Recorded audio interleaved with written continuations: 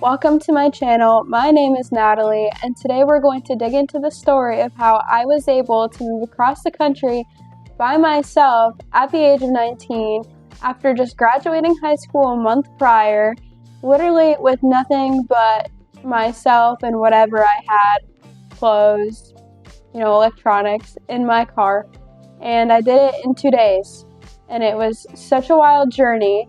I went from driving 2-lane traffic to driving 8-lane traffic, semis completely surrounding me. It was such a nightmare. I stayed at a hotel that literally was crazy. Like, it was so creepy.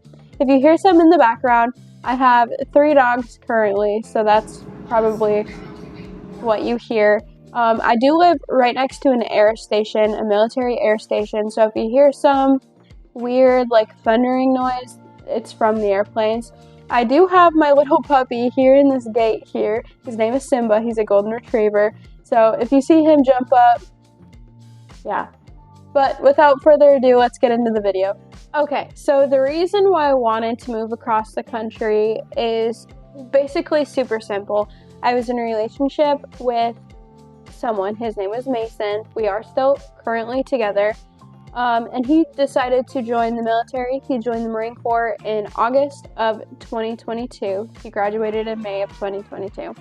Anyways, we went to high school together. We were on a debate team together. It's kind of a funny story because he bullied me so bad. Every single debate tournament we went to, I would end up crying because he would say something mean to me. Anyways, he decided to be nice, and so we had been dating for a very long time when he left for boot camp in August, and it was really hard going from seeing someone almost every day, spending hours at a time with someone, to literally not seeing them at all for 3.5 months. Only sending letters was really hard. So when he was able to come home for a month, because he was on RA, which is recruiter's assistance, anyways, from boot camp, getting used to seeing him every day and then him leaving for MCT and not being able to see him or talk to him at all was just so hard. And around that time, I kind of was like, this is going to be extremely hard for me to graduate high school, go to college and wait that 4 years until he was either out of the Marine Corps or I was done with college to move closer to him. It seemed like an eternity, and I knew that we could do it. I knew that our relationship would last, but I just didn't know how we'd be able to handle it because the stress of him being in the military, what's going on with the world, me going to college, and just everything. It was too much to handle. So when he got to his schoolhouse or his MOS school and we found out where he was going, I was like, that's amazing, because he could have went to Okinawa or Hawaii or some base overseas, and that would have just knocked the option of me moving out of the playing field, I guess you can call it, altogether.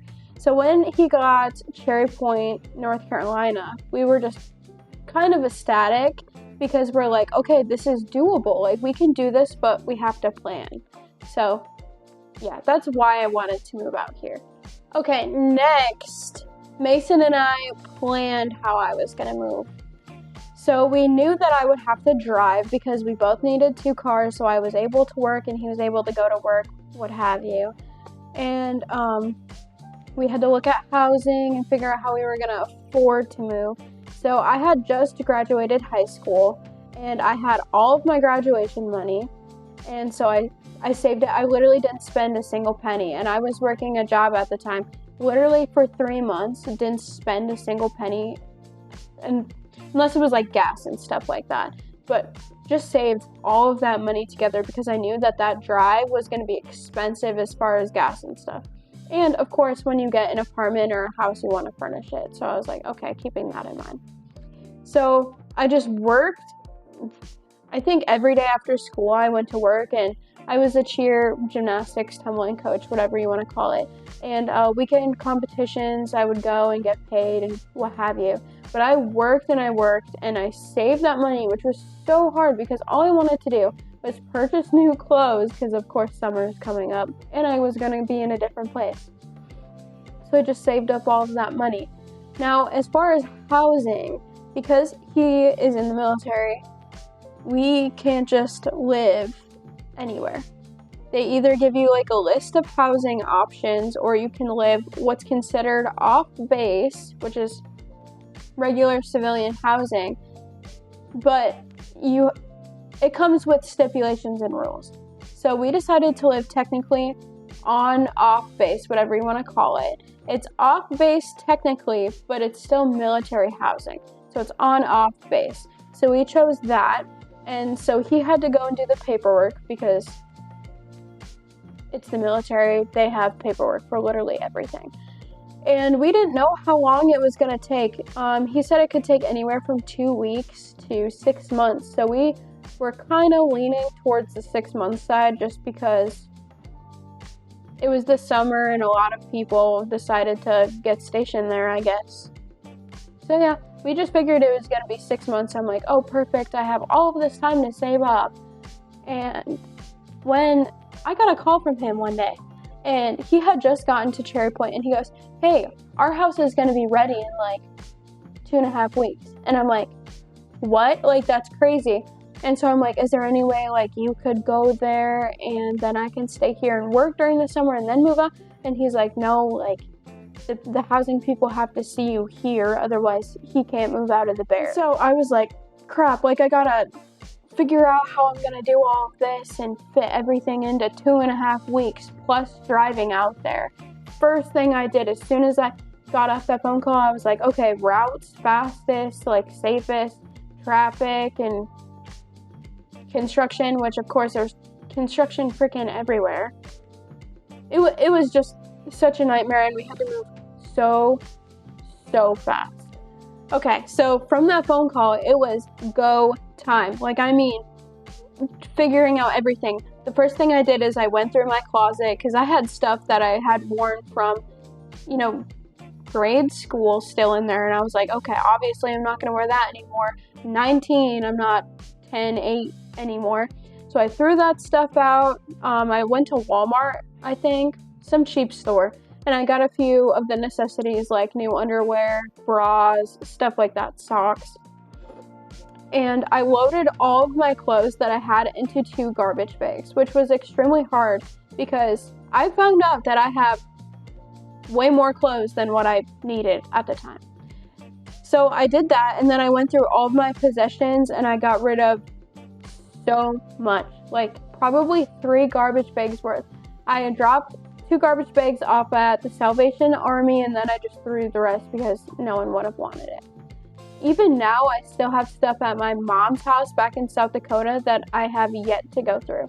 Like, I don't know. I just found out that I had absolutely way too much stuff. After that, after I went through everything and had stuff in bags, I moved everything to Mason's parents' house because I was going to leave from there. And we kind of made a list of everything that I would need to buy.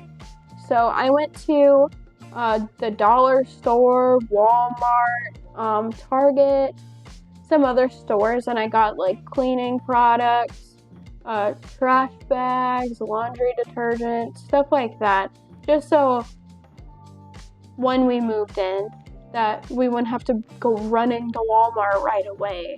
Okay, so after we had gotten everything that we needed and planned everything, planned a route, figured everything out when we were going to leave and whatnot, we packed the car. I believe it was on a Wednesday, and Mason's brother and his dad were so helpful. They packed the entire car. Like, I barely had to do anything. It was amazing. And they're so great. Anyways, so the hardest part was definitely saying goodbye. Anyway, sorry about that. Talking about it makes me a little emotional. I said goodbye to my nephews and my niece, which was really hard because I consider them to be like my children. We're really close in age, so we kind of grew up together. So that was really hard. my little sister and my mom I went to the night before to say goodbye to, and it was just really, oh, I don't want to cry. It was really emotional because, you know, I was 19, we had only lived together, and my sister and I were, well, we still are really close, but we were really close, and it's just my mom. My dad died a long time ago when I was really young, so it was really, really hard to leave. We said goodbye, and I remember my mom standing outside on the sidewalk, and she's just, sorry, my dog was barking. Anyways, I remember her standing on the sidewalk looking at the car driving away, waving her hand, and she's crying. So that night I slept from, I think it was like 9 to, I think it was like 2 in the morning or something, and Mason's family got up early to say goodbye to me. I left at 5 in the morning, and I left with tears streaming down my face and sad music playing because that was the only home I knew, and I knew that the next time I was going to be home wasn't going to be for a while, so it was just really hard. Okay, next was the actual trip itself, which was 28 and a half hours. Driving, at least. I did stop one time for the night in Richmond, Illinois, I believe. Literally on the side of the highway, there was I think it was a Cloud 9 that I went into. I can't remember. Anyways, it was super sketchy. So I left at 5 in the morning. When I tell you that this hotel I stopped at was so creepy. My door, the lock, both locks were broken. You know how those hotels have those chain link things? It was broken half. And like the door wouldn't close, so I had to prop up a chair underneath the handle. It was so sketchy. And the bed was on the ground, like just the mattress on the ground. No furniture other than that single chair, and then a TV on the wall. And that was it. Like it was just so sketchy. If I still have the video that I took, I'll input it here. And it was so scary. It was so bad that I think I slept like 2 hours that night, and I got up at 2:33 in the morning to leave the next day. Like that's how early I left. So the next day, well, next morning, whatever you want to call it, when I got up at 2-3 in the morning to start driving again, I got gas right away, and when I tell you how terrified I was to go and get gas by myself at night. Oh, there's a jet flying over right now. Okay, the jet is done flying over, so I apologize if you heard that. Anyways, when I left the next morning at 3, I went and got gas right away at this tiny little gas station. And when I tell you how terrified I was to go and get gas by myself, it's not that I didn't know how. Like, obviously I knew how to pump my own gas or whatever. But being 4'10", traveling across the country by yourself and getting gas in random tiny little towns at night after you just spent the entire night in this creepy, scary little hotel room, like, it was just so scary. I had this giant pocket knife. It was like this big, and I kept it in my pocket at all times. Like, I was just so ready for someone to come up and jump me or take me for some reason. Anyways, so I went and got gas, and I started out on my trip. Now, I specifically remember, I believe it was in Ohio. I think it was in Ohio. There was so much traffic. It was such a nightmare. Like, it was so bad. Like, I think I was stuck on the road for like 20 minutes, not even moving. And it was just ridiculous. And it was so foggy that morning that the visibility was absolutely terrible. Like, you barely could see 20 feet in front of you. It was so bad. And I was so worried about deer because for some reason, the deer that trip had just been so active. Like, I think I saw like 50 deer on the side of the road. Like, it was so bad. So I went through, I'm trying to think of all the states that I went through. Virginia and West Virginia, absolutely beautiful. The mountains and the trees were absolutely stunning. in South Dakota, it's kind of just like hilly and flat and farmland and cows, and that's all you see. In Virginia and West Virginia, it's these massive mountains with green trees and just, it was literally so beautiful. So, one thing I would like to know is that I think it was Virginia at the time had a lot of construction going on, and their roads are always packed, like no matter what. Gosh, those jets are so annoying. Anyways, their construction was literally so bad. Like, I'm trying to think of what they're called. The little, like, blockers on the side of the road when there's a cliff. Yeah, there was none. There was just people working on the edges of these cliffs. And here I am trying to drive, literally shaking. I had tears streaming down my face. I had my phone with the map, literally like this as I'm driving. Literally like this. Turned off my music for literally half the trip because I couldn't concentrate. It was just so terrifying. And there was this one lady.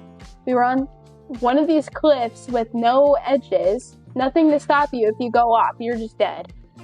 And she was in a white minivan, and I believe I had taken the wrong turn, and I'm crying, and I'm freaking out, and I'm going the right way. I'm going the speed limit, which I think was like 65. She was at least going 90, and she has to slam on her brakes because she like went behind me, and of course I'm going slow, and she's going so fast, and she just whams on her freaking, oh, why can't I think of it? Her horn. Sorry, I'm ditzy today. She whammed on her horn for like 3 minutes straight behind me, and I'm like, I'm going the speed limit. I'm not even testing going a little bit over because I had no idea where I was going. Literally nowhere. But finally, I made it out of Virginia. I get to North Carolina. I believe it was like 12. No, it was earlier than 12. I think it was 10. It was 10. Another jet. Anyways, it was 10 in the morning, and I'm like, great, I'm in North Carolina. It's only going to take me like 2-3 hours to get to Havelock, which is literally on the edge of North Carolina. It's 15 minutes from the ocean. Anyways, I'm like, yes, like I'm almost there. And literally, it took me like 6 more hours to get where I needed to go. But it was just so beautiful, and I had to drive through Charlotte? Yes. I had to drive through Charlotte, and it was just,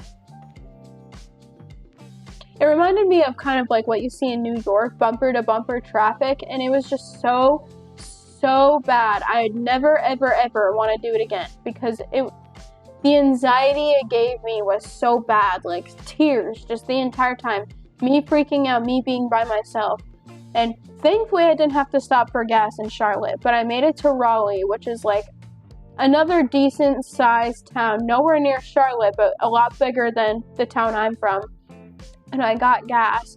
Getting back on the highway and having to go from 2 lanes of traffic to 8 lanes of traffic and going probably 90 miles an hour when the speed limit is 60 it was just absolutely ridiculous. It was crazy. So finally I make it to Havelock, and I can breathe a sigh of relief, kind of. I'm still looking at all the cars and all the traffic going, how am I ever going to get used to this? Because it was just so much compared to what I'm used to. And thankfully, after like driving around for 15 minutes, I finally found my hotel that I was staying at. Checked in, and the dude was so cranky at the desk. Keep in mind, I had been awake so long. I had been awake since 3 in the morning, and I'm just so exhausted.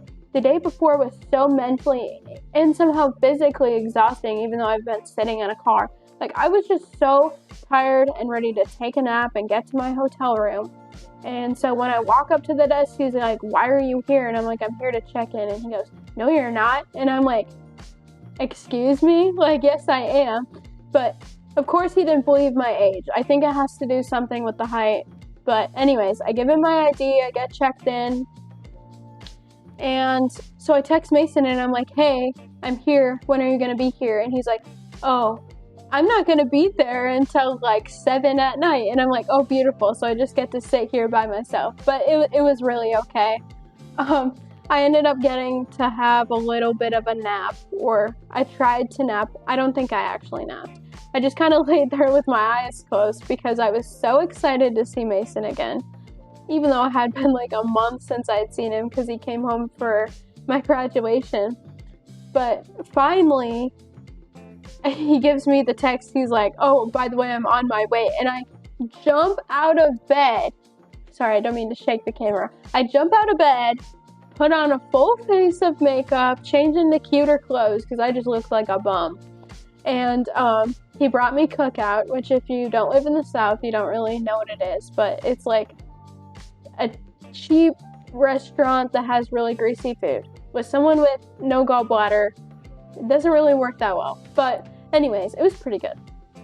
And he went and brought me food, and we were able to spend the day together. And then he had to leave because he had to get up like 4 in the morning to go to work. The next day I got up at 7. I believe it was 7. It was decently early.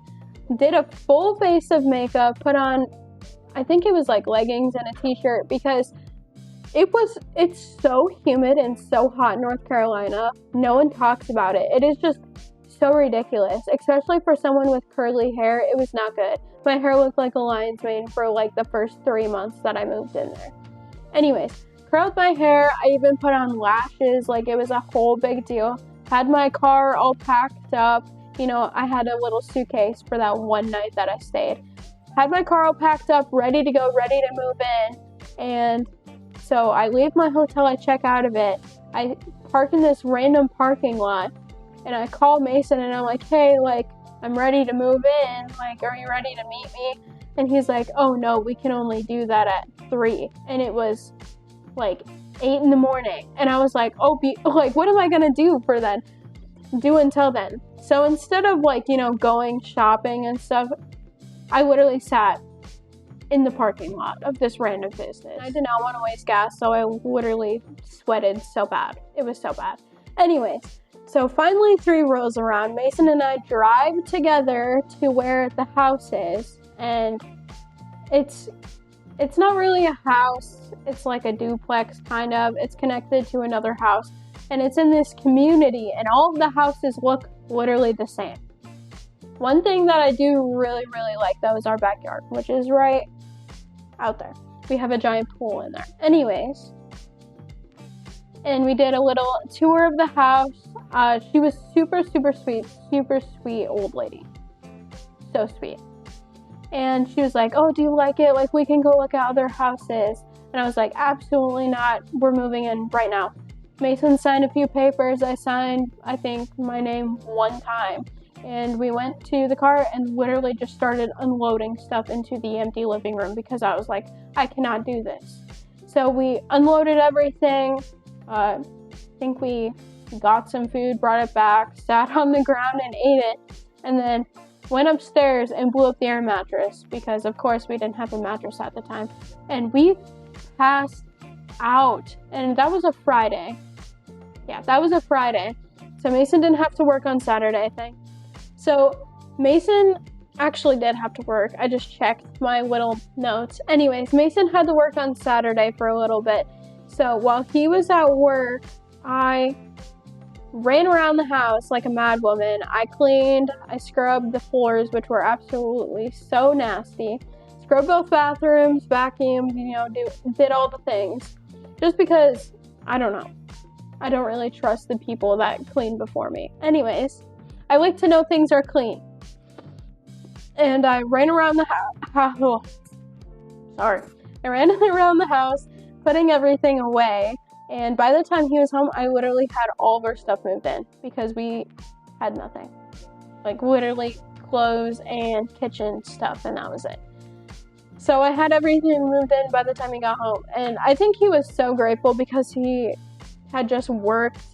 And I think he was stressed too about me driving out here. So it had just been a long week for both of us. So we kind of just laid on our bed and then went to sleep. I think we even went to sleep without supper. Like, we were just so exhausted. So the next day, you know, we're still just not even worrying about furniture. We just kind of had a chill day. We kind of just relaxed. We got a TV, which was nice. And so we watched a little TV, and then we decided to take a nap. And this is so crazy. All of a sudden, I sit straight up and I'm like, oh my gosh, someone is in our house. And I can hear two people talking, and I look over at Mason and I start banging on him, and I'm like, wake up, like someone is in our house. What do we do? Like, why did you leave the door unlocked type thing? And we hear people talking. Mason opens the door, and I hear people like running up our steps in big boots, and I'm like, oh my gosh, like this is so scary. And it's two of Mason's coworkers from work. Oh my gosh. I was like, what the heck are you doing? I had never met them before. I was in pajamas, and I run out there and I'm like, what? And so that was a fun way of meeting them. No makeup on my face, literally looked like such a mess because my face had broken out from all the stress of the week, and it was just bad. So after meeting them, after that awkward introduction, I got ready and we actually went to the barracks so I could meet the rest of Mason's coworkers, and they were all really nice, and it was kind of cool to see Mason's old barracks, and you never realize how tiny they are until like you actually go into them. Like I swear they're tinier than college dorms. So it was really cool, and I met a lot of great people. After I met everyone and after the house was kind of put together, our house became the party house kind of. Like literally there wasn't a weekend where we didn't have 15 plus people here. We got a giant pool for our backyard, which is right in there. I don't know if you can see it. Right in there. We have a tiny backyard, but somehow we fit a 20-foot pool back there. So everyone was over swimming and doing whatever. We had people staying over. Our friend who's out of the Marine Corps now actually fell asleep in our closet. And the next morning I'm like, oh my gosh, where is everyone? And I go looking, and there's someone in my bed, in the guest room, in the closet. Like it was just crazy.